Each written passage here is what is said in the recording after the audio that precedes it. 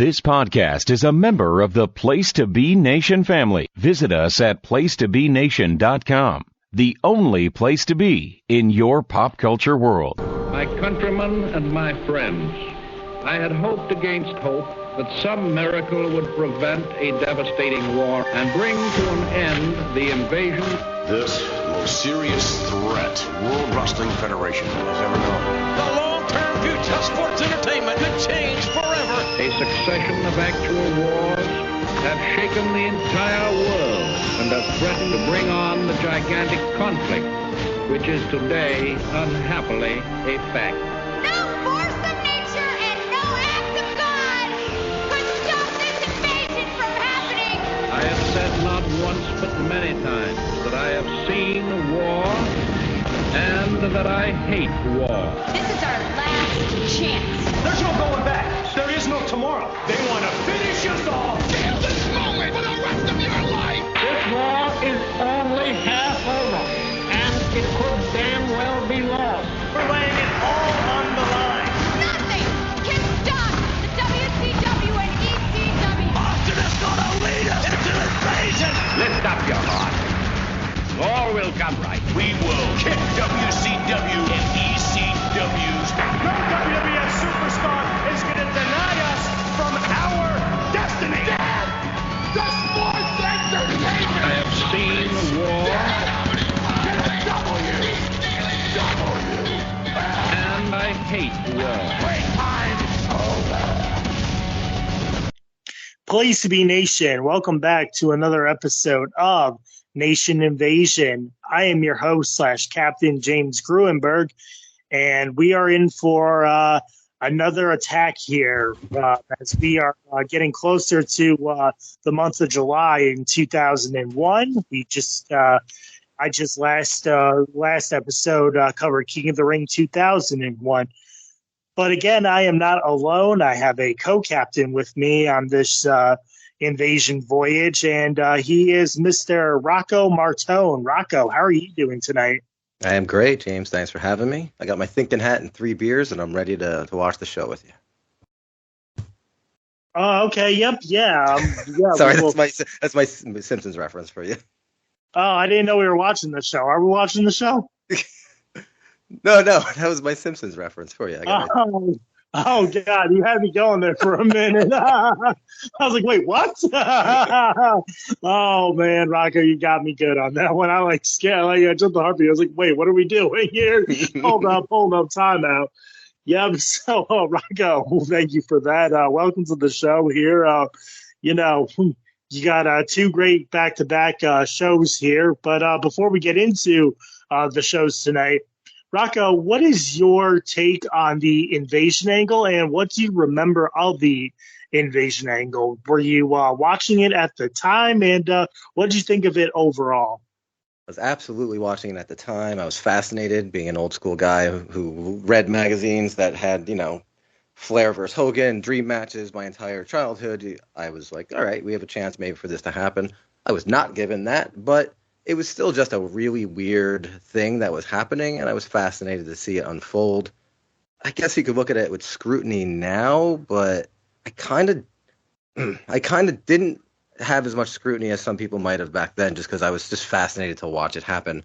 And you had Austin, who was just on the best heel ever almost in this time, so it's just weird. So much was going on. It just was such a weird thing, and I liked it. I was all in. I was watching every show, so yeah, very interesting for me.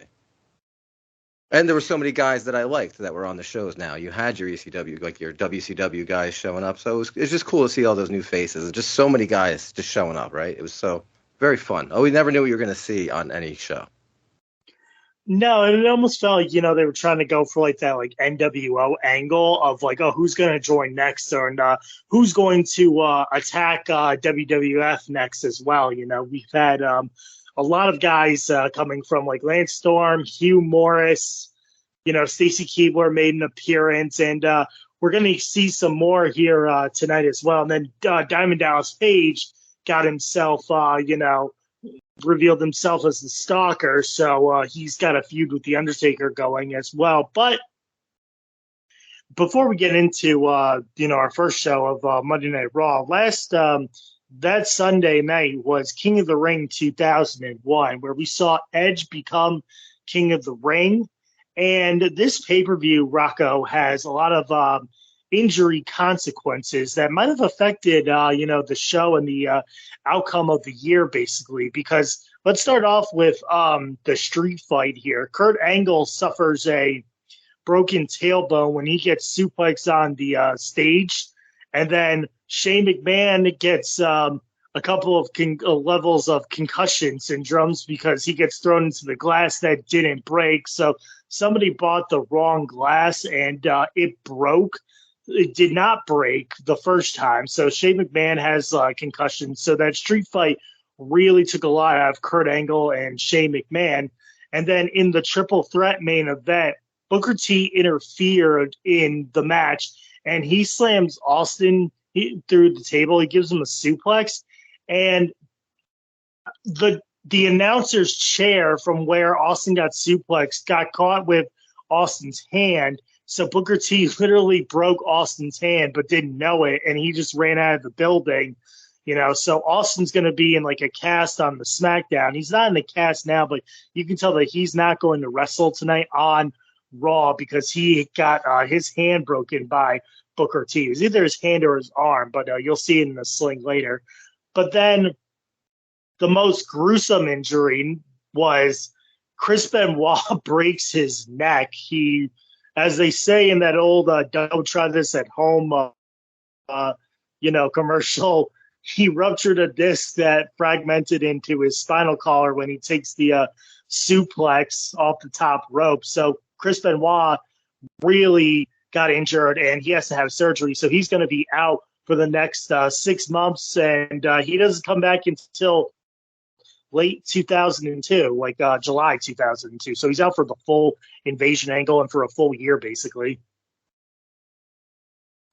Yeah, I mean, that's like, you would think that Benoit would have been a vital point, not wondering where. I mean, him on WCW would have been really interesting if he had defected. And I don't know, does Angle and Austin being out of action give us the really cool backstage shit that we're about to get? Because that's some, was that just a necessary way to get them on the show? Because their chemistry is so good, and all the backstage stuff that we're going to see tonight and you're going to see after this, which is classic stuff, from my vantage point.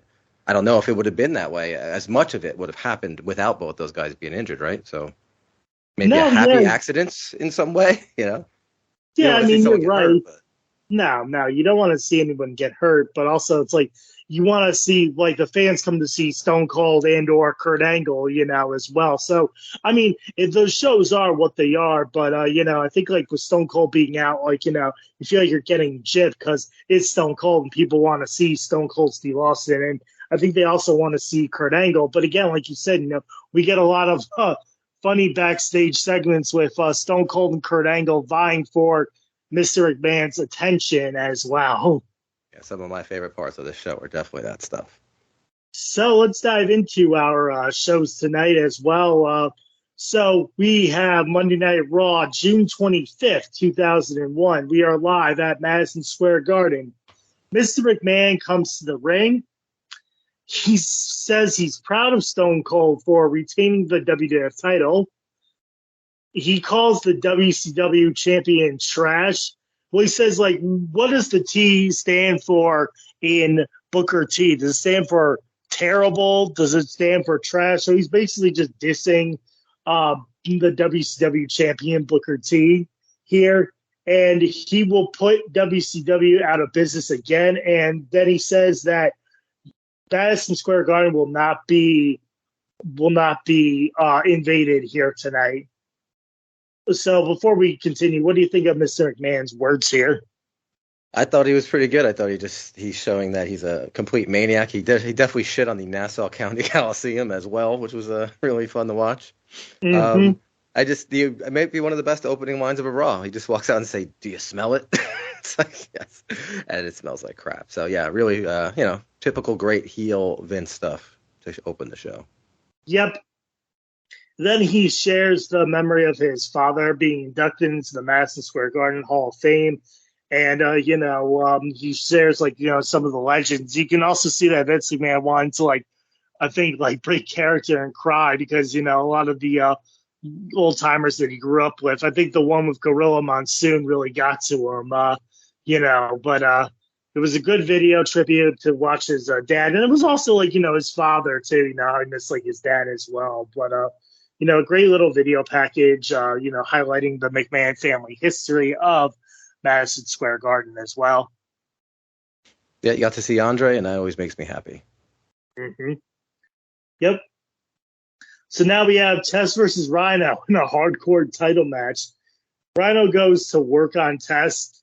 Test kicks a trash can to Rhino. Brutal trash can shots by Test. The brawl goes into the crowd and backstage. Test lands a diving elbow to Rhino into a table. Rhino backdrops Test and gores him into a rail, basically, into a wall for the win. So for the match itself, I gave it 2 stars. It was a little bit short, Rocco, here, but it was overall good. Like, you know what you're going to get with Rhino. He's like the man beast, and like, he's always up for a hardcore challenge. And Tess was really good here. Tess has some street fight background here as well.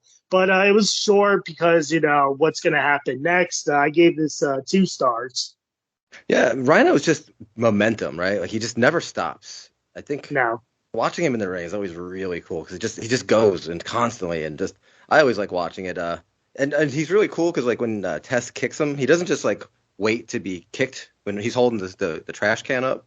He like is actively moving into the ring. He's not just standing there like some guys do. So I fucking love Rhino. Yeah, I kind of gave it a little higher because for what it was really fun to watch, and you get the backstage thing and like the low ceilings at MSG were kind of cool to watch, and like the way like Tess definitely lands hard on his elbow and the big thing. So I'd give it a little higher than that. But yeah, it's just a fun, quick match, and more of a setup for what we're about to watch or see or talk about. Yep. So then WCW invades Madison Square Garden here tonight. Vince McMahon's words come back to bite him, and they'll bite him again at the last segment of this show too. WCW superstar Mike Awesome comes up from behind and hits a power bomb on Rhino. First, he hits him with like a lead pipe, and then he hits a power bomb or like an awesome bomb on Rhino into a ladder. And he basically harasses and like grabs the referee and goes count. Mm-hmm. And the referee, because it's 24/7 rule, the WWF referee Jimmy Corderas obliges, and he gives Mike Awesome the hardcore title. It's good for shock value, Rocco, but I don't think Mike Awesome does not defend that hardcore title once, except when like he defends it and he loses to Jeff Hardy and where that's gonna go. So the shock value of a WCW superstar winning a WWF title was great, and what better way than a 24/7 rule title of the hardcore division, for a WCW superstar to win, because they can pin that hardcore champion and they got the belt. So Mike Awesome is your new hardcore champion, but I don't think he defends it until he loses the title basically in a match. Oh, I didn't know that. It's a really smart way to get that belt on him in this feud. Like you said, the 24/7 rules. I think it was kind of strange because he didn't have I think it was a 2x4. He didn't have it in his hands, and the way he's running is actually kind of comical. And he runs up and he grabs like the pipe or whatever, and then just whacks him with it. It's like, I feel like he should have just had the pipe in his hand because it's a little clumsy where Rhino turns around. But for that power bomb, for like, I don't know, maybe he could have just hit him with the pipe because that power bomb looked fucking brutal. Heyman never mentions Mike Awesome was a former ECW world champion either, which I thought was interesting. No, because I think they wanted to like save that, because like he is like technically like he was signed with WCW right at the end, so I don't even think they were playing into like ECW was coming yet. I mean, maybe Heyman could have dropped a hint like that, but like I don't even think like they were really like they were going with ECW at the time, Right, like it's like it seems smart to be like this is a former world champion, but it's like that's not the story they're telling. They're telling this is a WCW guy. Yeah. Also, Mike Awesome's voice does not fit to his body. No. Like, So corny. Where's He's my yelling title? Yeah. Where is it? Like, what accent is that? I don't know where he's from, but yeah, not the most intimidating vocal guy. So kind of why he never really talked before No, WCW. and it's sort of like, like he comes in like with this thing, and like this is like his only like true moment, like of a whole month and a half, of like WCW superstars, and this is Mike Awesome's like big break moment, and it goes off the wagon a little bit, but again, that's for another time. But this is like Mike Awesome's like highlight of his WWF run right here. Yep, pretty much. His WCW moment, it was his first one, was his best one, and so was his WWF. Yeah. So now we go right into another matchup here. I was ready to like hit that backstage button, but now we go right into another match. It's a light heavyweight title match. It is Jeff Hardy versus X-Pac, a rematch from King of the Ring last night as well. A baseball slide to X-Pac. X-Pac drop kicks Jeff off the turnbuckle. That was amazing. Like, Jeff flew when he did that. That was a really cool move. Yep, yeah. Like Jeff Hardy knows how to take falls, and like like he learns to fall, and he learns how to like sell it too, because those falls are brutal. Yeah, that was really good, man. I was like, made you worry for him for a second. Like, God damn, but he's so good at that, right? Just like you said. Yeah, he is. A powerbomb by X-Pac. Jeff counters a crossbody with a drop kick. Jeff counters a Bronco Buster by literally like giving a blatant low blow, but I guess it's where you have to aim, So I guess the referee thought, it hit his stomach, he's fine, It's like clearly that's a low blow. Well, that's Jeff's specialty, the leg drop that doesn't hit the dick, the kick to the low, like he's really good at that. Yeah, but he like when he does it with the counter the Bronco Buster, it looks like he kicked him right in the nards. Maybe that's what loosened up X-Pac's asshole for that bump that he took a few years ago that killed it. Yeah. we can blame Jeff Hardy for that. Yeah.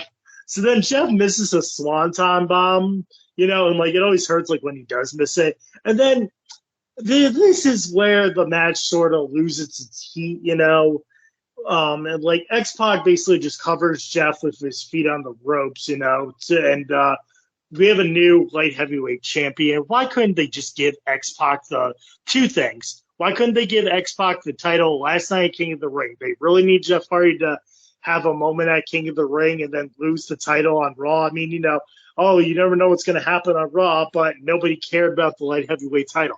Even if X-Pac got his King of the Ring pay-per-view moment of winning the light heavyweight title, again, nobody cares. Yeah, and they literally don't even.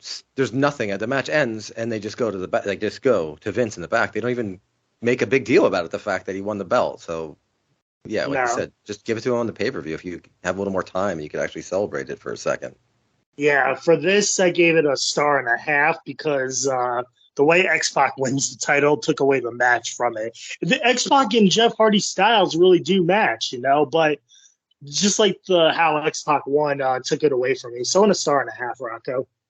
I go a little higher, but I do agree the ending kind of blew, but the in-ring was so quick and nonstop. It was kind of like that, what's the classic X-Pac 5-minute match was with Owen in the SummerSlam? That, like, they were just so...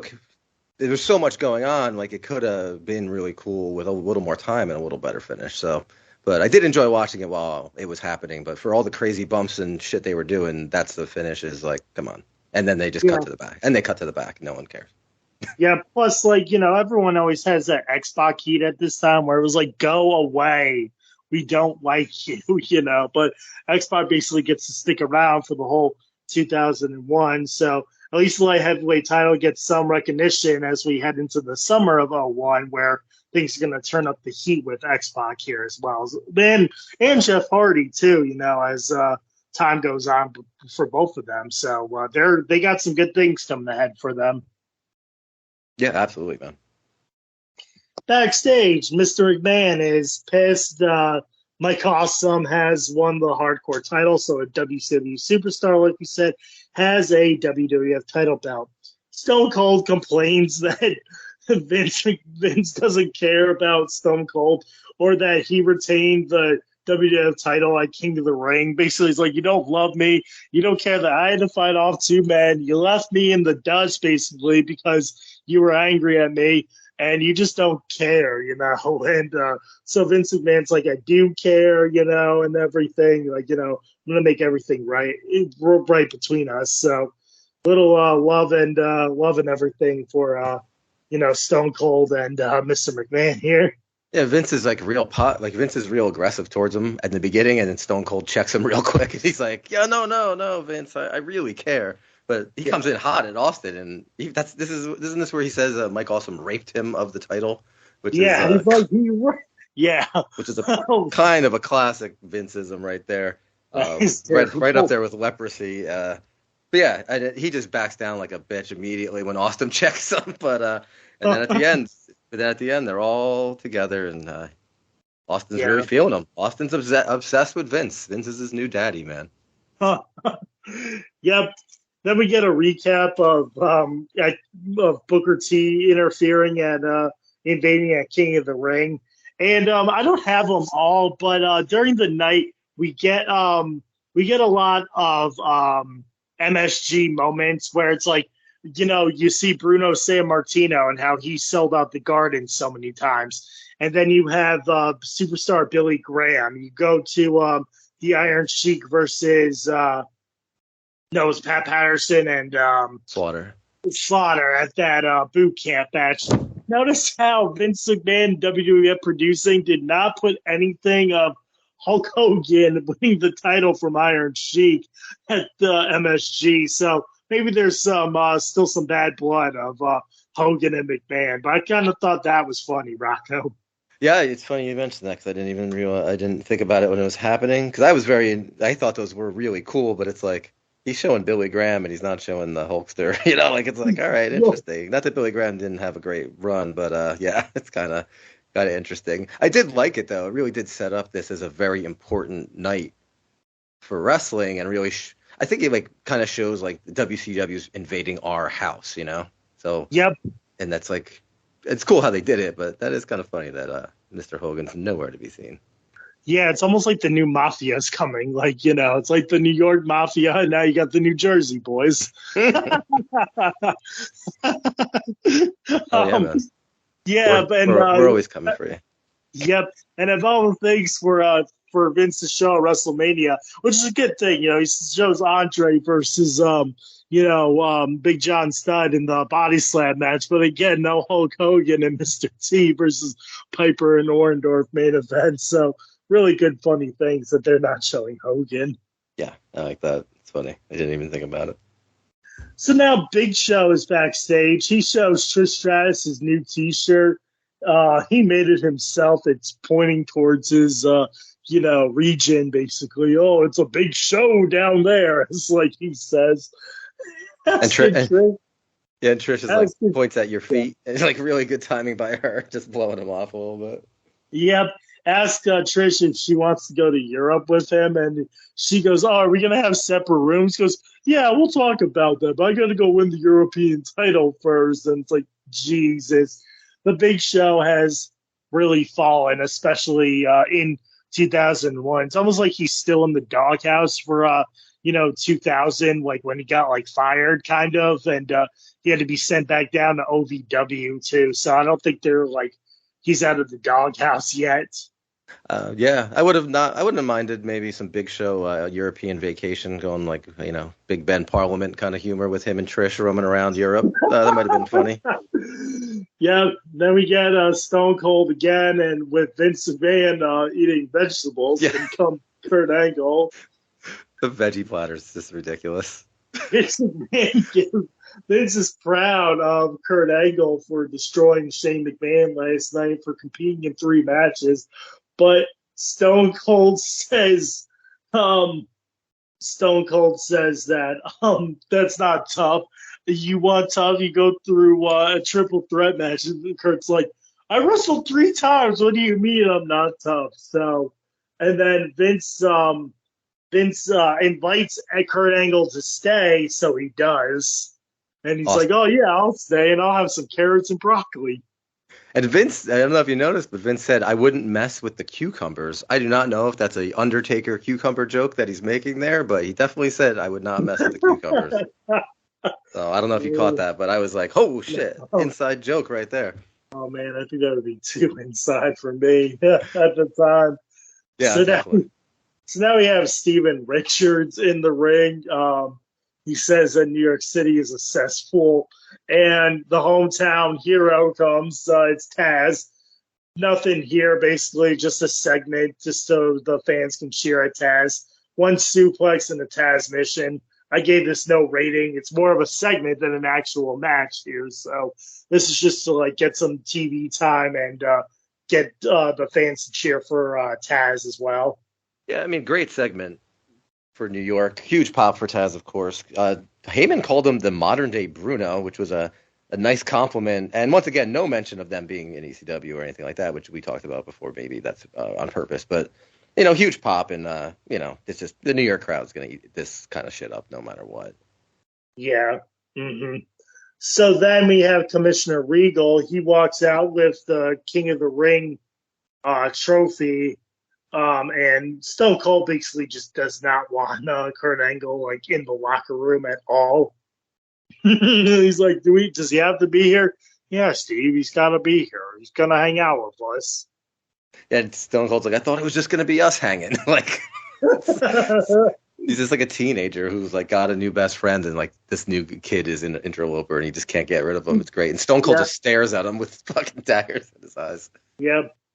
That's always great. Like, I love him. No, I want to hang out with him. No, you can't hang out with him. Kurt's like, we got a lot in common, me and you, Stone Cold. And Stone Cold is like, nah, I don't think so, dude. Yep. So now it's Regal and Tajiri. They come out and they present Edge with the King of the Ring 2001 trophy.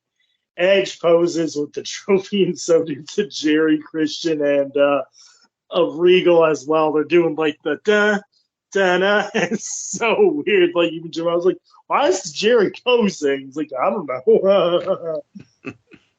Then Christian congratulates Edge, but tells the crowd that, "Oh, I should have been the King of the Ring finals, but thanks to Shane McMahon, I had to go through the Big Show and I had to go through Kane." So Christian is basically trying to make it all about himself. Planting the seed of that Edge and Christian might be breaking up soon as well. He's always dropping like the hints, because Christian just doesn't stop complaining about things. It's interesting because they're doing this now, but that does not happen for a long time, right? Like, am I crazy? A month. Yeah, no. It happens like in the end of August into September. Oh, they do? Okay, I'm mistaken. And then they get back everyone together. Thinks that, yeah, well, kind of. Like, not really, but everyone thinks that, like, oh, yeah, like, it happened, like, years after. It's like, no, it happened in, like, September of 2001, Wow, yeah, that's a memory that I kind of forget, because I just, yeah, I mean, it's one of those things you just kind of always assume that, yeah, that's interesting to me. Yep. I mean, Christian is very over the top in his smarminess here, mm-hmm. But I definitely, it fits his character, right? Like he does that really well, and he's so good at everything he does. Yeah. So now Billy Gunn comes out. Billy is mad he wasn't in the tournament. He won the King of the Ring 1999, and he had a shoulder injury in 2000, but he wasn't even allowed to defend his title in 2000 or be in the tournament in 2001, so he's mad. And then calls Edge a talentless joke. And then Edge calls Billy a human vacuum cleaner, because he sucks at everything, basically. And then he calls Billy Gunn Billy Bitch Cakes. Very, very Edge line. I think he also says, I won't Billy Gunn this title, which I don't know if you watch Community, but they start to use their friend Britta as their friend, and they start using that as a way to say a failure. So I don't know. The show Community might have ripped off Edge in this, because he started that idea way back when. They might have. And then Billy challenges Edge to a match, so Regal grants it. So it'll be Edge versus Billy Gunn here. I thought Billy Gunn looked really good here. Yeah. Had a good look. He had a solid hairstyle back in the day. Yeah, and he always has like the new music. Like, he doesn't have like Ass Man anymore. He's got like the little like rock and roll, sort of like AC/DC guitar riff. Yeah. I felt like TNT was coming on. Down, down, down, down, down, down. Yep. Still didn't give him any more charisma though. No. Well, now we have a tag team title match for the tag team titles. It's the Dudley Boys versus Undertaker and Kane.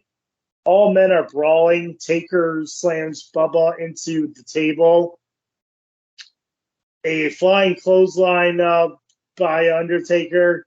An huge clothesline and a old school by Undertaker to Bubba Ray. Leg drop to Devon. Sidewalk slam to Devon. Clothesline off the top rope by Kane. Albert comes in and gives Kane a Baldo bomb, and Devon pins Kane. For this match, it was fine. I gave it two. I gave it 2 stars. It was a good, solid tag team match. But again, it's fine for what it is. Good moves by the Dudley Boys. Good moves by the Undertaker and Kane. But also, Albert comes in and, he has a feud going with Kane as well here. So 2 stars. It was good, and it's fine for what it is. Yeah, I mean, they kind of ate the Dudleys up a little bit, but it doesn't, they're fucking Undertaker and Kane. That's what they do. Bubba Ray and Taker had some cool chemistry that I didn't expect. I kind of liked the way Bubba Ray was bouncing around for Taker in this. I thought it was pretty cool. Yep. So then after the match, Undertaker choke slams Bubba Ray, and then like him and Sara are doing a like pose, basically, like they're doing like the fists in the air, and then all of a sudden Diamond Dallas Page comes out and hits Undertaker with a chair, and then Diamond Dallas Page rips out Sarah's hair. So it's the Undertaker's fault basically, because he gave Undertaker he gave Diamond Dallas Page a free pass to come to any show and fight the Undertaker. So it's on the Undertaker basically. So he put his wife in harm's way, and Sarah got her hair ripped out here. Yeah, it was a good way to once again like circumvent the fact that WCW is not allowed in the building, is to say that Taker invited him. So yeah, you're right. He did it to himself. And if there's a madman looking for your wife, maybe don't just put your head down with your eyes closed and stand with your back exposed to the world, right? Yeah, but I thought Kane was going to come back out and chase him off, but no. I did too, because he barely sold the fucking Baldo bomb. Like, as soon as he gets pinned, he jumped right the fuck up. I don't know where he went though. Maybe he was fighting the Dudleys and we didn't see it. But yeah, like yeah. So I mean, Sara Taker did throw some Shane McMahon-esque punches there to fend off DDP. But it was cool. I mean, it sets it up. It gives Taker a reason to kill Page, but probably could have been done a little better. Yep. So now we have another backstage segment here. We have Regal, who is trying to figure out who I didn't even know was on the show. I thought he was injured as well, but he's trying to figure out what to do with Chris Jericho, because of the rumor that, whoever wins the WF title might go to WCW. So he's still having this feud from all the way from WrestleMania 17 with Chris Jericho. So Jerry volunteers to pin it, to take him on in a match up. So it'll be Jerry versus Jericho tonight as well. Yeah, it was cool to show, and Dave, the history from them, it's kind of, they're digging back. I thought Tajiri, I love Tajiri. He's one of my top wrestlers of all time. I just love everything he does. He had a lot of Fez from that 70s show vibes in this backstage segment for me, just the way he's acted. And I thought it was, I don't know, it just kind of cracked me up. And I love this duo, dude. So anytime you show them in the back or any kind of segment, I fucking love it. So yeah, cool. Yep. So now we have Matt Hardy versus the Big Show. Big Show misses an elbow. Big Show tosses Matt onto the outside. Matt slams Show's hand into the steps. A press slam into the guardrail by Big Show. Big boot to Matt Hardy. Trish kisses Matt Hardy. Lita starts to fight with Trish. And then Lita out of nowhere just low blows the Big Show for the disqualification. For this match, Rocco, I went a star and a quarter. It was fine. Like, it looked like the Big Show was just going to manhandle. But, we had to have like a little bit of a cat fight and, and all this stuff. So it was fine for like what it was. I went a star and a quarter here. I mean, the good guy's girlfriend kicking the bad guys in the dick when he didn't even cheat, really. I guess, like, kind of, besides, I guess, the kiss on Matt. So it's kind of a weird look for that whole thing. But I guess, they're just setting up to keep this feud going. European title still holding on, but obviously means nothing. Well, neither does the light heavyweight title. Yes, yeah. The light heavyweight title is X-Pac's baby, basically. Yeah. I mean, every match besides the Taz match has had a title in it, and none of them have seemed very important, unfortunately. Like, the title is just there to have storylines happen around it, right? Yeah, but the hardcore title at least gave you, like, a little, surprise. Like, oh, my God, did you see what happened? Yeah, that's true. This is just, like... Yeah. Yeah, I guess it gives a joke about going to Europe for the Big Show, but... Yeah. Yeah, plus you need, like, killer matches, too, like, we got to do something, like, a lot of our guys are kind of, like, injured from last night, and we got to fill some spots out here. Yeah, and you got Trish and Lita on the show, so that's, who could complain about that? Yep. So we go to WWF New York, and they said it was going to be Perry and Terry, but all of a sudden, Perry, Saturn, and Terry, but all of a sudden, here comes the money starts to play, and it is Shane McMahon, and he is at WWF New York instead of Perry and Terry, which I think makes better showing than the two of them, Yeah, it's a little bit bigger of a deal, don't you think? Yep. So he's mad that WCW can't get on TV. That was discussed, Rocco, because it looked like they were going to have WCW have its own show, but nobody wanted it really. So there was like, well, we'll just say that Vince McMahon kept everyone from having WCW on television. But the problem was that like they couldn't really land a deal down that they were trying to. So that's a little inside info as well. Yeah, I do remember that was a big deal. They were talking a late night Saturday slot, right? Maybe to have it be a late night, like Friday or Saturday show. Maybe be a little more, I mean, I don't want to say adult oriented, but like ECW kind of story, like still like just I don't know, just have it be a little different. But yeah, kind of surprising that no one wanted it, but yeah, who knows? I'm surprised too. Yeah, I mean, who knows if that's true? It could have just been Vince McMahon being Vince McMahon and being like, I don't care anymore. We'll just tell people no one wanted it. But we'll never know. So now he says that it's now time for WCW to invade the WWF. Shane introduces Booker T. Booker T is proud. He attacked Stone Cold and challenges Stone Cold to fight Booker at WWF New York. Vince sends Stone Cold and Kurt Angle to fight Shane and Booker T at WWF New York. Yeah, Vince is screaming how he's like, I don't deserve that, or something like that. He's really mad, and it's interesting. It's a cool little rallying the troops in the back kind of moment. I liked it. Yeah, speaking of rallying the troops, the Acolytes or the APA, they hold a meeting saying this is the WWF, and they will not stand for WCW coming and invading. They rally the troops to stand up and fight against WCW. Notice how it's the guys who don't have their gimmicks anymore, basically. Like, you have the Good Father and Bull Buchanan. You have Mang. Dude, it took me forever to figure out who Bull Buchanan was when I was watching this. You have Mang. You have K-Quick, who would become R-Truth. You have Ravens, and looks like a lot of them are in like Hawaiian shirts, basically. And I think the Brooklyn Brawlers there. You got Al Snow and Hardcore Holly because they're not doing anything. S.A. Rios was hanging out. I think Funaki Taka was there. Yeah, the WWF Jobber Security is hanging out. Yeah, and, led by the Acolytes, who I haven't seen on the show for like a long time. They're leading the troops while the big boys are, doing their own thing. They want to get TV time, so they're like, let's hold a meeting and rally our own troops. Yeah. You're going to see a lot of this, I think, right? Coming up. Yep. And then now we have Billy Gunn versus Edge. Punches by Billy, a spinning heel kick and a baseball slide by Edge. Missile drop kick by Edge. Spine busted by Billy. Billy slams Edge into the steps. Edge spears Billy and a flapjack.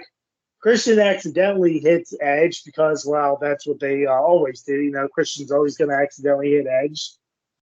Billy hits Edge with a jackhammer, diving clothesline. Christian gives Billy a backbreaker, and Edge gives the downward spiral. For this match, Rocco, I went 2 1/4. It was fine. I mean, a good win for Edge, and to really show that Christian, might make mistakes, but Christian still has, Edge's back here. Yeah, it was interesting because the announcers, it happened so often, the announcers didn't even respond. When he hits them, they were like, oh my God, he hit his boy. They just kind of, it was almost just like another move of the match. And, but then at the end, he comes back. So yeah, just the constant Christian being a little bitch and stuff. So, good, fun match. Yeah, and then Paul Heyman's like, hey, Billy, I got 2 words for you. You lost. I did not pick up on that. That's great. Yeah, so, a little shade from the old DX days there. Vince and Deborah backstage. Stone Cold calls Vince, and he calls Angle a dork. He's like, there's traffic. Like, Steve, calm down. There's always going to be traffic. I got this dork with me, Vince. No, he's a dork. But you got to ease your backup. I think he calls him like he's a dangerous dork, though. Yep. So then we have Tajiri versus Christian. No, not Tajiri versus Christian. Tajiri versus Chris Jericho. Sorry about that. Yep. Well, the fans will always chant ECW. They were chanting ECW here because they remember Tajiri and Chris Jericho's little stint in ECW as well. Punches in a clothesline to Tajiri. Tajiri kicks Jericho. Jericho gets distracted by Regal and gets kicked in the face. Hard chops to both men. Spinning heel kick to Jericho. Missile drop kick to Jericho's head. Clotheslines by Jericho. The missile drop kick to Tajiri to the outside. Powerbomb to Jerry. But then Regal pulls out the referee and he tries to hold Jericho. But then Tajiri accidentally hits Regal with the green mist, and Jericho ducks. And then Jericho hits a lion salt to Tajiri for the win here. For this, I went 2.5. It was really good, a little bit short on the side here, but a really good, awesome matchup here between Tajiri and Chris Jericho. So I went 2.5 on it. I would definitely go higher. I don't think I could do any Tajiri match less than 3. And if there's green mist in a match, I'm almost guaranteed 4 for me. So I'm a mark for that. And the post-match apologies from Tajiri to Regal were really great after he misted him. Tajiri's just begging him not to still be his friend. It was really cool. I enjoyed that. But once again, the match was really quick, but they did a lot in it. So I like matches like that. I have Chris Jericho's book where he rates all his matches, and this one, Chris Jericho gave 4 stars himself, just so you know. Oh, wow. Yeah. And he doesn't just give 4-star matches to matches with Miss, so he definitely has a high opinion of this match.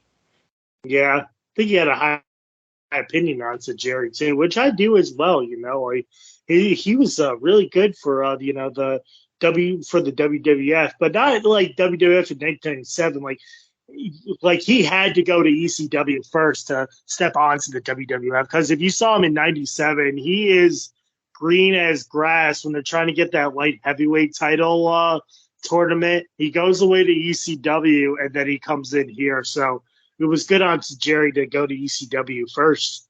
Yeah, it gave people, since he was such a badass and a killer and had he had some of the best matches of 1998, I think, with Little Guido and Super Crazy.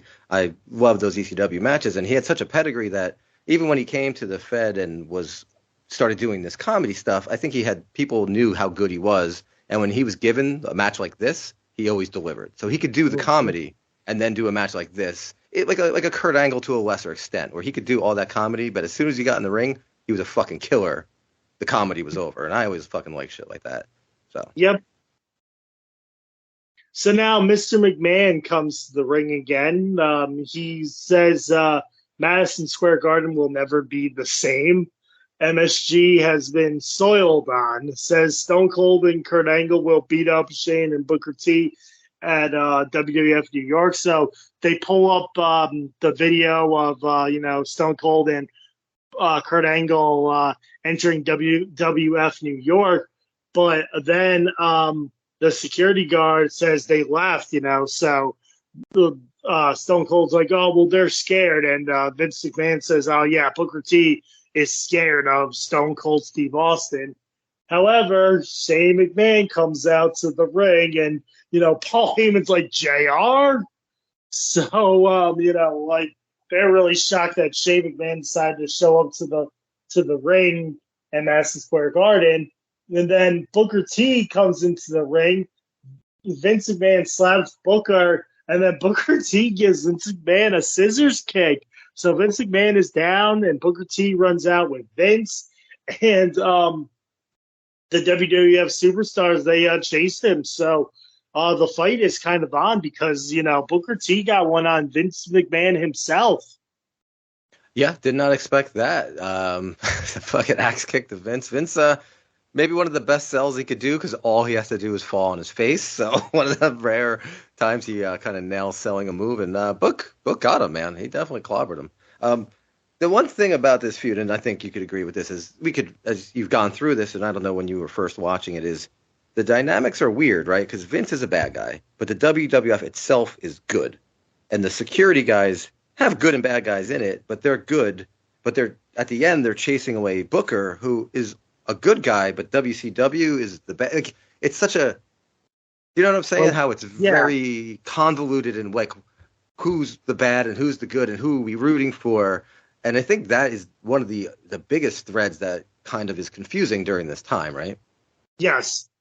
It's not until later that, you realize, oh, boy, well, now we know who the real bad guys are here. Right. And, it's like Booker's so over, kind of, but, he's being chased. But the WWF is, it's just a lot of, figuring out. And it's cool. It makes you think a little bit, but it could get a little messy, right? Yeah, because it's like, oh, well, we want to see Vince McMahon get his ass kicked, because he turned Stone Cold against us. But, he's a WCW guy, and they're trying to tell the story that WCW's the bad guys and WWF is the good guys, Right. To them, right, yeah. But, also, we like Shane, and we wanted Shane to take out Vince. But, yeah, so it's a lot of shit going on. Yeah, it is. But that's going to do it for the Raw side of things. We have now moved on to Smackdown on June 26, 2001. We're back again at Madison Square Garden. Kind of like these combo shows. You get to go to both of them if you really want to. Maybe you can get maybe they do sell combo tickets Raw, and you get to go back to Smackdown on Tuesday night for the Thursday night showing here as well. Yeah, it's really cool the way they do it. It really just feels like a big event that you're a part of, and they really, I really liked it. I didn't expect it. I didn't know that was this show, and very cool. Very cool. You could have done Raw probably at the Pepsi Arena at Albany if you wanted to, but I think they just wanted to collect big sellouts here. But it wasn't hard to sell out WWF at the time, but I'm kind of glad they did back-to-back Madison Square Garden shows. Yeah, and for Madison Square Garden, logistically, since it's such a Teamster place, breaking down that stuff and putting it back is kind of very expensive. So just doing two shows like this is probably in a whatever behind the scenes stupid way, that no one really cares about. It does make economical sense probably to stay there in a way if they didn't have anything else booked. But it just was cool. It was weird that they didn't do the big Madison Square Garden tribute stuff on this show though, right? Only on the Raw. Oh, yeah, I mean, I guess you can you only need to do it like one time basically. It was like, yeah, let's just do it on Raw, Yeah, I mean SmackDown is had a little more going on and certain stuff too. So yeah. Yep. So now we do have again, we started off like we did on Raw.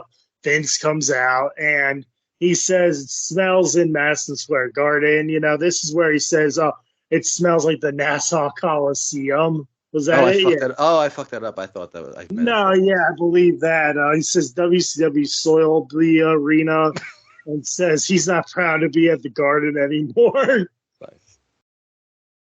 He also says that he's doing the fans a favor by not giving WCW a television show and for not allowing the WCW superstars in WWF shows as well. So naturally, Linda McMahon comes out, and I've always liked the Linda McMahon pops because she always meant oh, well, she's going to turn the tables on somebody, and especially at this time, with the whole thing, of the divorce thing, every time she was involved, she was always sticking up for the baby faces, and she's always playing the best baby face here as well, someone to stand up to Vince McMahon.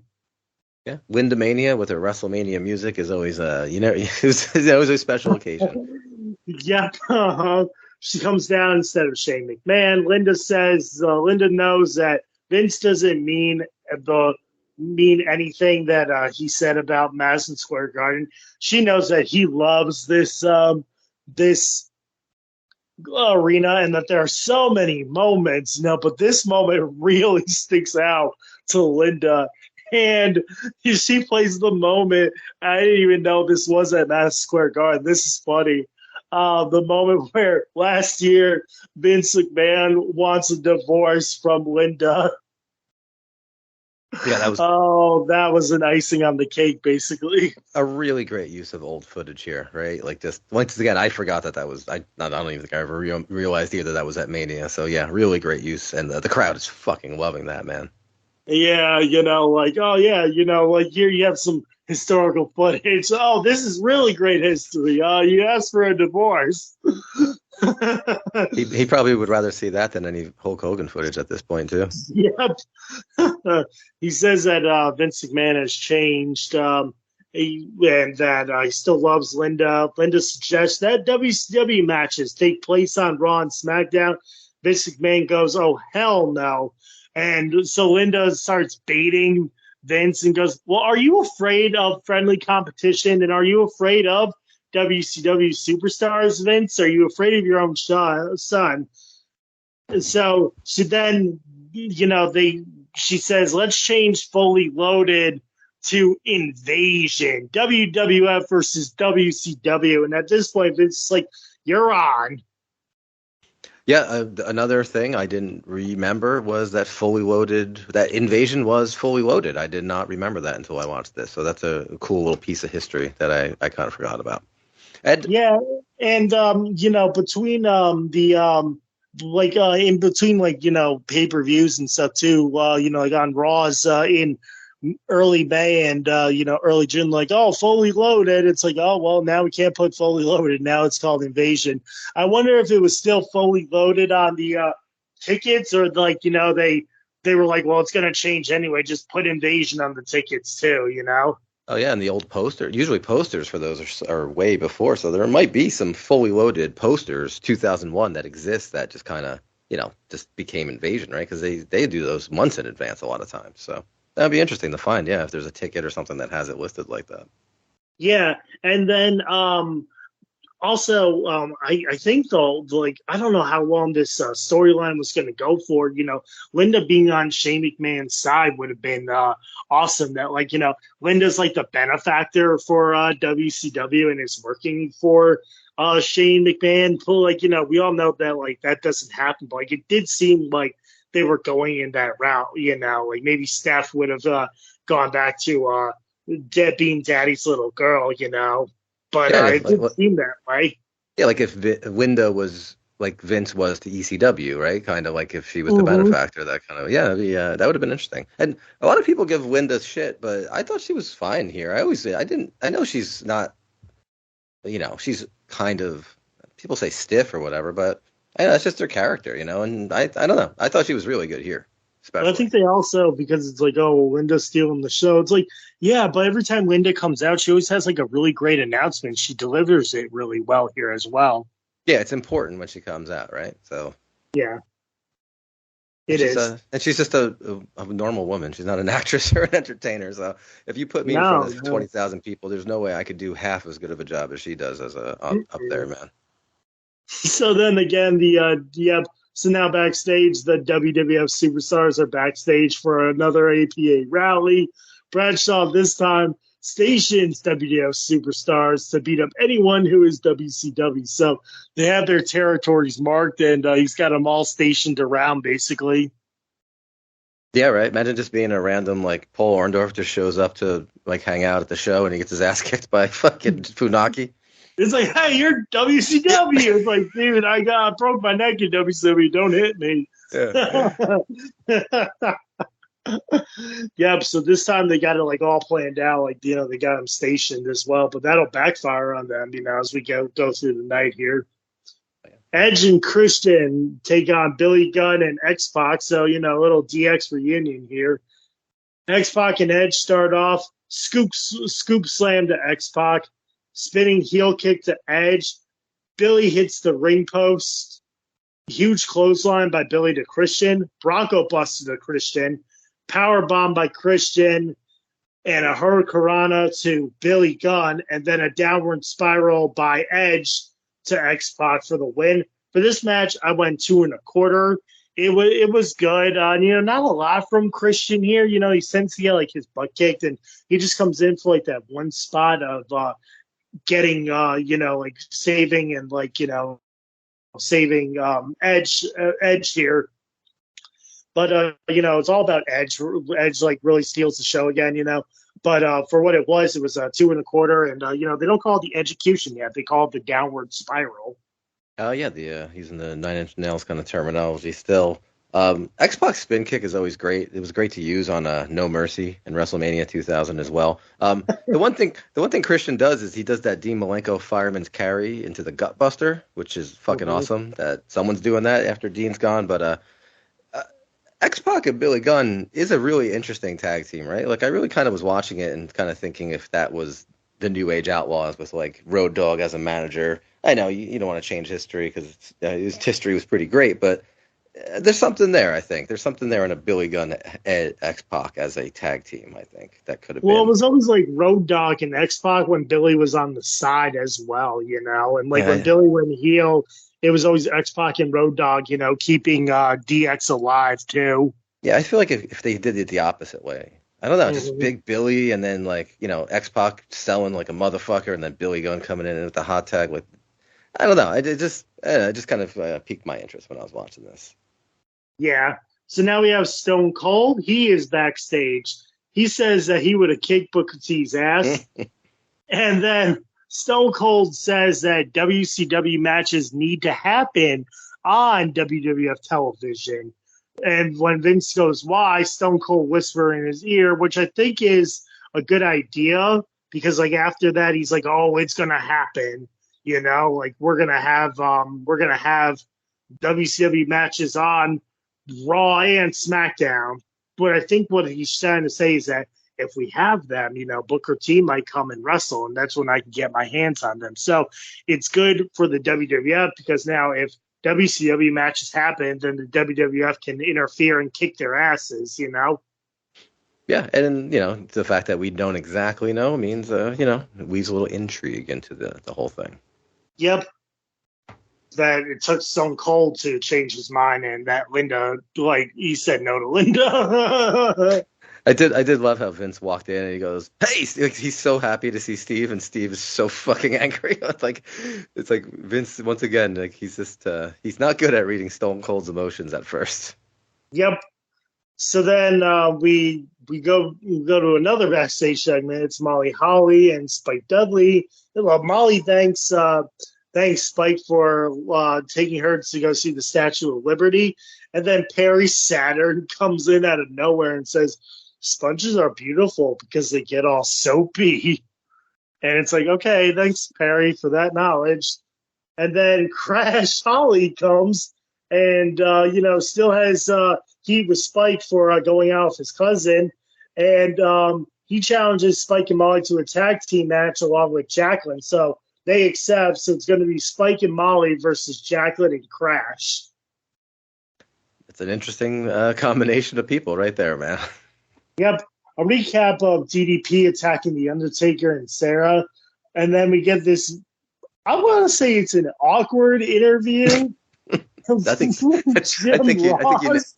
you nailed it there, kid. You nailed it. This is bad. I can't say it's bad, but like Jim Ross interviews the Undertaker, but it's Sara talking the whole time. She's like, "Yeah, I'm not afraid of DDP. I'm traumatized." Yeah, JR. Like that man came in and he cut my hair.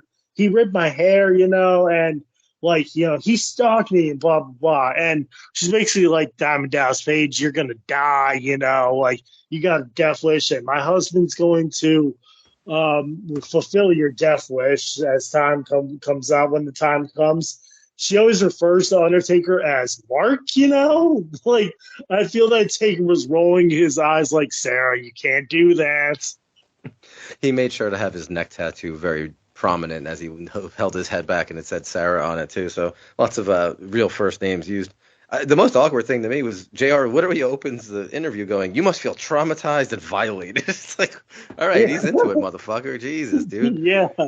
But she does have a good line where she says everyone is more famous when they're dead, which I thought was pretty cool and plays into his thing. But just a strange interview where Mark, he's like rubbing his leg the whole time and like smacking it and like twitching, like he's doing like the Rock thing when the Rock's dick gets all excited. So I get the thing is he's like, "I don't want to sit down for this interview." It's like, well, you didn't have to come, dude. Don't worry about it. But yeah, interesting little part of the show. Yep.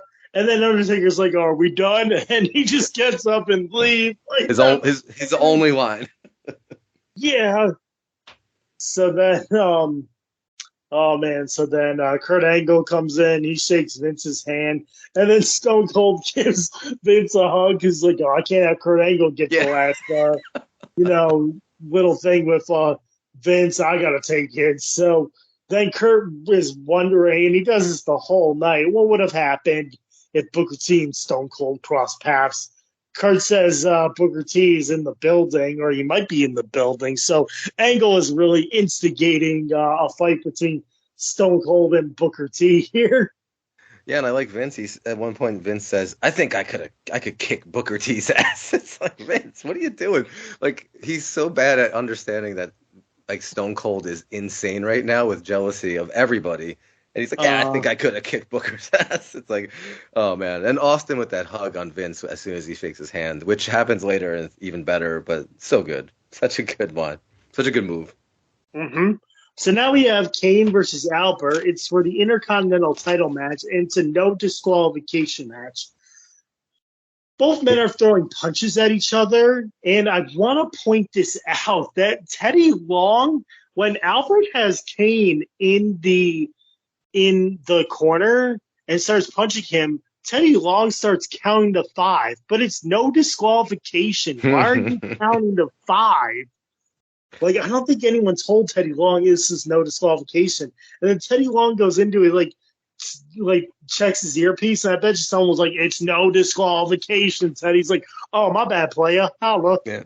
Holler. He just, I guess maybe when you check the board to see what matches you're doing, maybe you forgot to look at the steps on that one. But, yeah. Yep. Happens sometimes. Always interesting to see Teddy Long as a ref in this era where I just kind of, it's like the forgotten era of him as like being hired as a ref. And good on him to get his way back up to being the general manager because he's fucking awesome. Yep. So then a scissors kick by Albert, clothesline by Albert. Kane slams Albert into the steps. Albert hits Kane with the ring bell. Kane hurricanranas Albert. Dude, I had no idea what was happening. I was so surprised when I saw that. Albert counters a choke slam, flying clothesline by Kane, and then a choke slam to Albert again. This time he nails it. But then Diamond Dallas Page gives Kane a diamond cutter, and then a Baldo bomb by Albert for the win. For this match, Rocco, I went 3 stars, and we have a new Intercontinental Champion, Albert. So I went 3 stars on this match. Dude, hell yeah. This was a fucking fight, right? Like, I did not.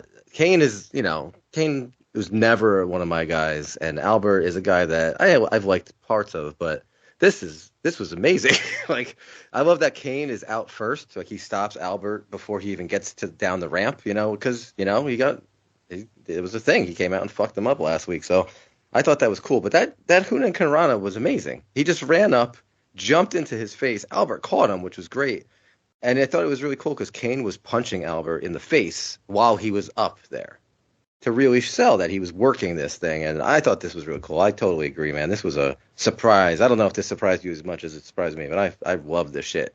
And that Baldo bomb was super high up there, too. Like, Kane got up there on that. So, great Haas fight, man.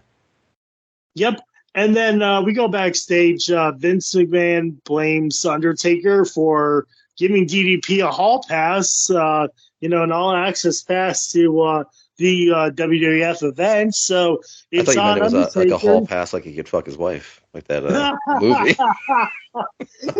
Wow. A different kind of hall pass. Yep. So then, he's like, oh, it's Undertaker's fault, I'm sorry for Kane, but it's on Undertaker. So it's basically the Undertaker's fault because he let DDP in the building and DDP cost Kane the Intercontinental title.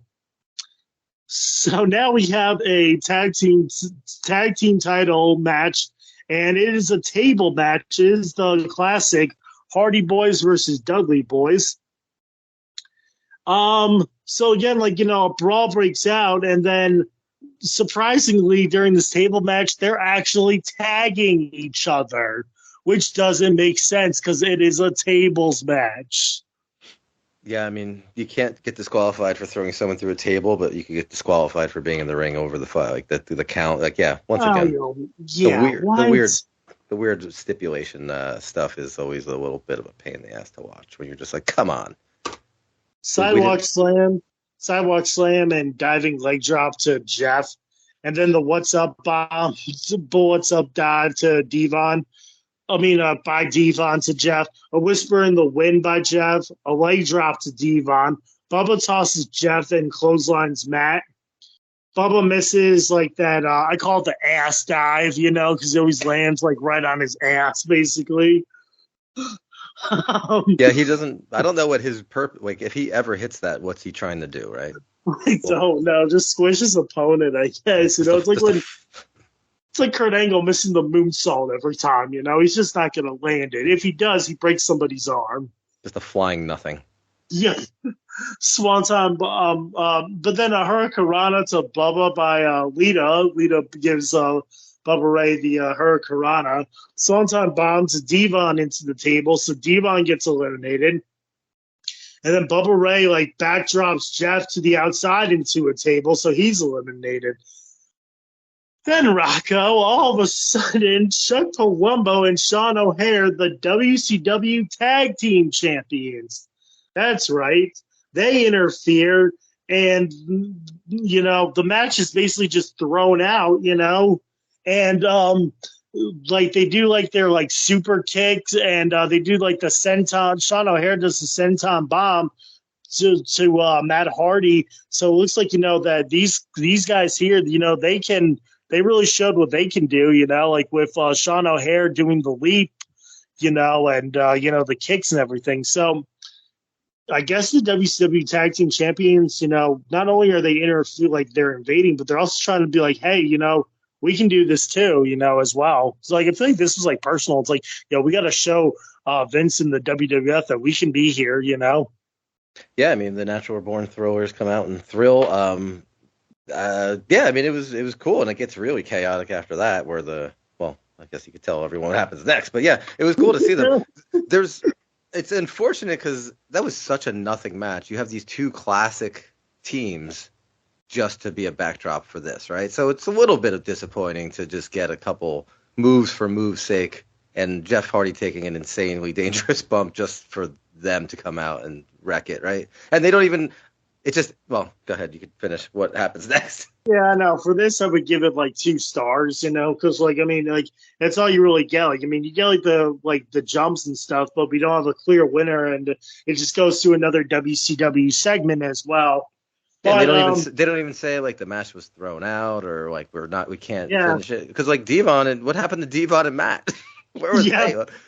Like they were still around. Devon Like was already eliminated. I meant so what if happened to you can, Bubba. Bubba, And yeah. sorry. But like they were still chill. Did they start beating up O'Hare? I didn't see what happened, so I don't know. Oh yeah, they kicked I think Bubba got kicked in the face by Chuck Palumbo, and then Sean O'Hare gave the senton bomb that's right. to Matt. So they just powdered out of there and just let the other shit happen. So the WWF's troops, the guys who don't have a match on the shows and are usually the Sunday Night Heat segment, they come out and they start trying to chase them. And then the APA and the rest of the guys, they meet the WCW Tag Team Champions. And they sneak up from behind them and beat them up too. Rhino gores O'Hare twice. And then a power bomb to O'Hare and Palumbo into the tables by the APA. And then, during the break, the APA kick out Palumbo and O'Hare too, but not before the damage is done. So, it was good segment here from the guys as well. Yeah, I mean, Rhino was a fucking monster. He was goring the shit out of those dudes, like on the outside. I thought he almost killed what's his face? I think it was Jindrak, who looked like he almost fucking hit the steps. It was O'Hare. Yeah, Jindrak wasn't here. It's O'Hare. Yep. Oh, my bad. Yeah, and that's weird. I forgot that's an interesting thing. Holly and JBL being in the ring together, and I looked down and I was just like, man, this might be another like Matt Capitelli situation. So those poor dudes are about to get their fucking ass kicked. Luckily, there was no gross bully bullshit going on. But yeah, what a pretty wild segment. One of the cooler Sunday Night Heat. I like that as an idea for a faction. The Sunday Night Heat security coming in and taking out the Thrillers. You got Meng, you got the Good Father, and you got Bull Buchanan, and who else you need? Throw in Funaki, okay. The true leader of the group, Funaki, and the SNHS, the Sunday Night Heat security. Yeah, so now you have Crash and Jacqueline versus Spike and Molly. Sidewalk slam to Molly, a head scissor takedown by Spike. Crash throws Spike to the outside, and Jackie throws him into the steps. Molly gives Crash a bulldog. Spike throws Crash into Jackie, and then the Molly go round for the win. So Molly pins Jacqueline here. For this, I want to start in a quarter. Yeah, it was all right. Not a whole lot between Jacqueline and Molly. It was mostly up to Crash and Spike to carry the matchup here. So, but a star and a quarter here. And notice how on SmackDown we had 3 back-to-back matches. Yeah, big difference with how Raw was paced out. Yeah, definitely. I like this combination. Spike, I think Spike gave Crash a great present because he slingshotted Crash's face right into Jackie's pussy on the top rope. I thought that was really good. Interesting that it was a intergender match, right? Not a mixed tag. Like very rare intergender match in the WWF. I guess just so you could have Jackie do her shit and just kill Spike, who's always willing to take a fucking beating, but kind of call him back to her WCW days. So I thought that was kind of cool that they let her kick the shit. It was kind of just an advertisement for Tough Enough, right? Like, because Taz was just talking about Tough Enough the entire time and how tough they are. So kind of just a match that existed to show how Jackie is a tough chick. Yeah, because Crash goes, well, I heard that you were talking bad about Jackie on from how she's not tough enough and all this other stuff too. And Taz also during the night is like, Cole, I'm sorry I wasn't here for you the last SmackDown when you got your ass kicked by Stone Cold. I'm sorry about that, Cole.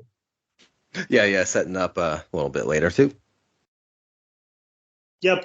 So then then Jacqueline beats up Crash as well. So because she's like, you don't tell me what to do. Nobody does.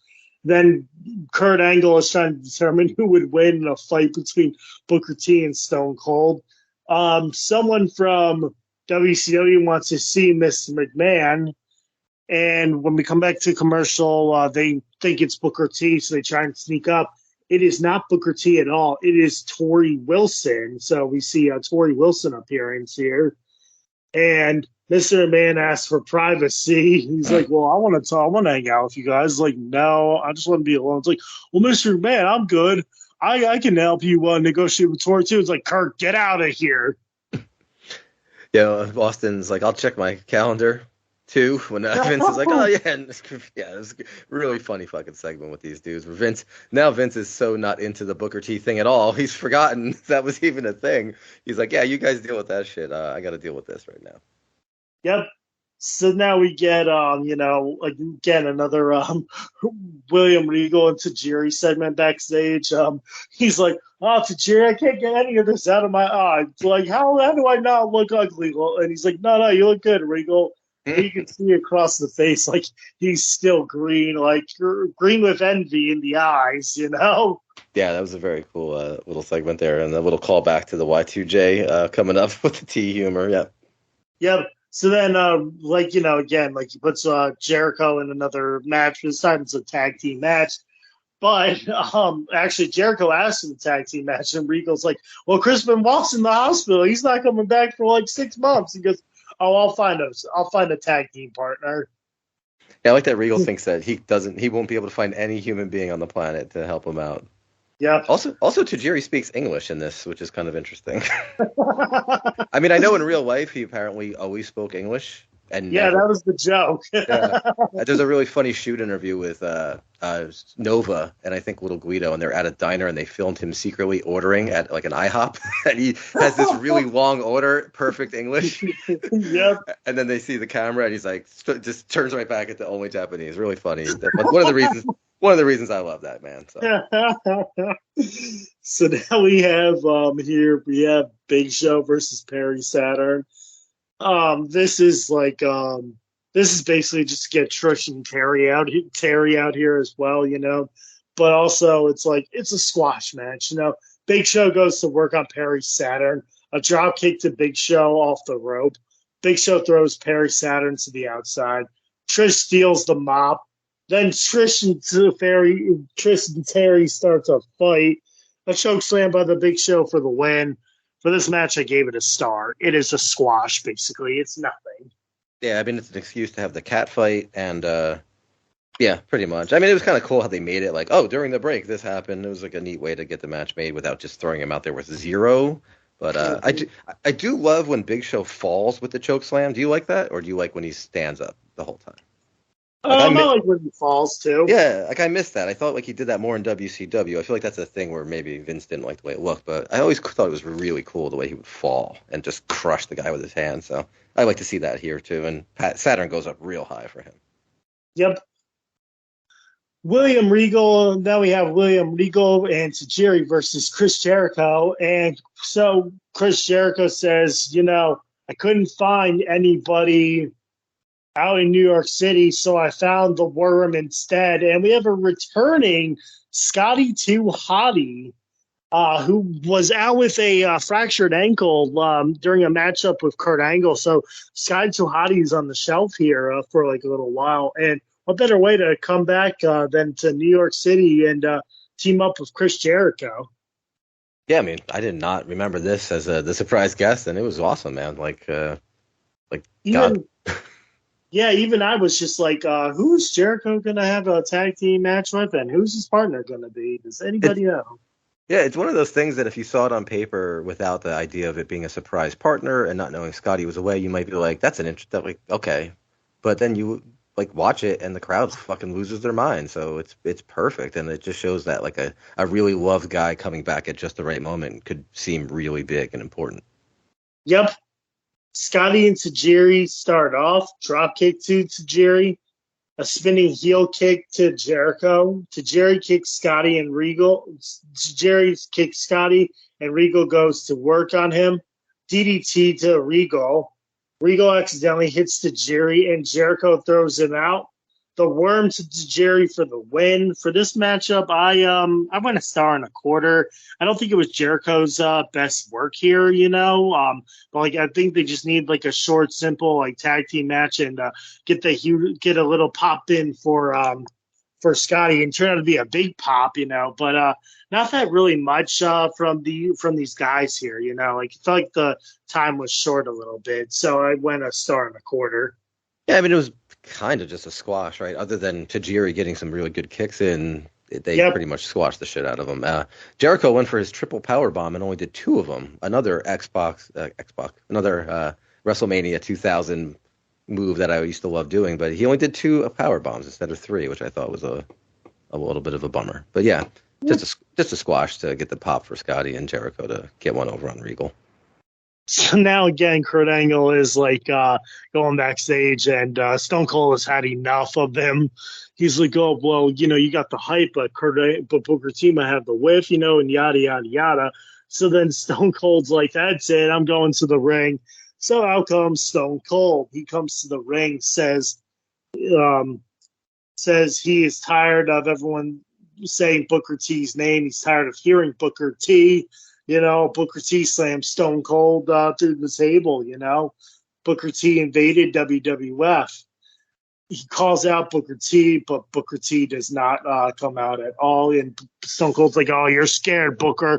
I'd be scared too if I were you. I'm Stone Cold Steve Austin." All of a sudden, Taz gets out of his announcer's chair and he gets in the ring.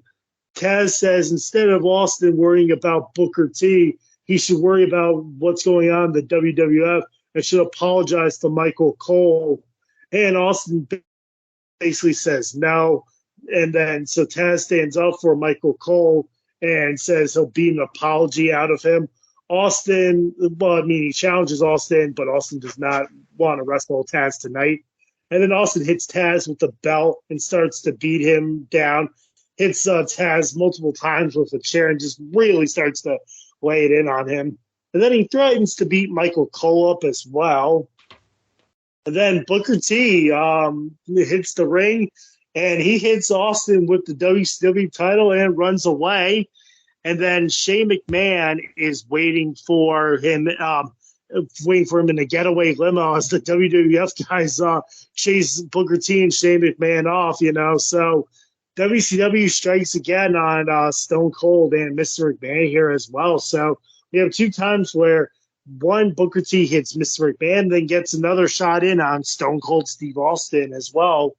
What'd you think of the whole, Taz standing up for himself in Michael Cole's segment, though, Rocco? I liked it. I liked the way that there was so much going on at this time where the Taz, Michael Cole, the Michael Cole getting his ass kicked by Stone Cold and Taz wasn't there, kind of like happened on Friday, and then the pay-per-view happens, and then Raw, which, they're not there for that, and then this week, so it's almost like a Saturday Night's Main Event where this story is separate from what happened on, you know what I mean? Like there's a lot of stuff going on, and Austin really, Taz once again gets a great pop, and I love hearing Taz say the word beat. Like he always him saying he's gonna beat somebody is always great. Austin is just punching the back of his neck really violently when he has him down. I guess it's like 2 dudes who both had broken necks have hey, just go for it, man. And it was cool. Like Austin gave Taz some respect because he had to hit him with the belt before, he kicked the shit out of him, and he had to do it sneakily. So giving Taz, he didn't just treat him like shit, kind of like Triple H might have done earlier to Taz. But yeah, it was fun, and Cole did a good job of selling his worrying about his friend, and then book comes out. So I thought it was really cool. But once again, when we talked it before about how it was kind of confusing, where it's shouldn't these guys also who love WWF also be mad that Stone Cold just kicked the shit out of their WWF guy as well? You just watched this guy kick the shit out of fucking Taz and Michael Cole last week, but you're so worried about Booker T. Yeah, it's one of those weird things, we're saying how there's so much WCW and this going on where it's Austin's being kind of a bigger dick than these WCW guys. He's kicking the shit out of your friend over there, man. So interesting how that works. But you can't deny that Austin and Taz in the ring in New York is a big fucking deal, right? Yeah. Austin made himself in ECW, and they have this little face-to-face here, which is pretty fucking cool, and really shows Austin's a fucking piece of shit in this era, and like really a coward who has to sneak attack guys and just is violent, and Booker T comes in and saves the day. So yeah, I mean, really fun and way to end it, and the Sunday night heat security comes in and ends the show in a really fucking exciting way. Yeah, and it was also kind of funny, how they went back to the Michael Cole getting beat up segment. Like there was like a little payoff to it, It's like really they showed it first too. Yeah, they showed it too because if you forget, like you saw that, so it was kind of cool that they showed it. I did like that. But what's his face? Bob Holly's such a fucking idiot that instead of trying to go into the door of the limo, he just jumped onto the back of the limo when the door was still open. Yeah. He just flopped on the trunk like, Bob Holly, man, what are you doing, man? You're a fucking clown. Get out of here. Yeah. And Michael Cole was actually, I think, like he still had a little bit of a black eye too, So like, I didn't notice it at first. I was like, oh snap! They're playing off like Michael Cole still's got a bruise in his eye too, Yeah, like he's still got the shiner on there, and it's like I'm excited to see. Like, I mean, I don't remember what happens next with that aspect of the story, so yeah, definitely. Both these shows made me excited to see what's going to happen next, which is the most important part of a television show, especially the week after a pay-per-view, right? This is a lot of shit going on the week after a pay-per-view. Yeah, and it's only going to, turn up the heat a little bit more because starting on the next Monday, it is going to be WCW matches coming to Raw. So that'll be fun to have, see who I get on for the next Raw and SmackDown there as well. Well, that's going to do it tonight for Nation Invasion. But before we go, Rocco, do you have anything that you want to direct the listeners to? Do you have anything that you want to plug? Sure. We could Chronoso Monthly on the North-South Connection podcast. You could check me out on that every month, soon to be twice a month, I think, doing going through the WWF timeline from the 80s. You can check out some Talking Pop I just did with Jenny Smith on the North-South Connection as well, with Jenny and Tim interviewing me about my life, which I don't know why anyone would, but I had a good time doing it. And yeah, that should be it. And if you want to check out my band, Chained to the Dead, please do. Yes, Rocco. I will also check out your band as well. I was kind of like when you showed us that bar brawl, I was like, oh boy, your last thing in Rhode Island, I was like, wow, or like wherever you were, I forget where you were, but oh yeah, you were in Massachusetts. Yeah, I was like, oh boy, Rocco's band had a brawl. Yes, sometimes things get a little wild and fun, but out of hand. But sometimes it's mostly just fun and a good time to watch. But if you don't want to watch or you don't want to come live, check out our music on iTunes and Spotify and all that good stuff, and you can hear us in the safety of your own home or car. Yep. Well, as for me, besides this show on the Place to Be Wrestling Network, you can also find me on my own show, Extreme Resurrection, where me and my co-host Steve Riddle go through the timeline of ECW on Sci-Fi from 2006 until 2010.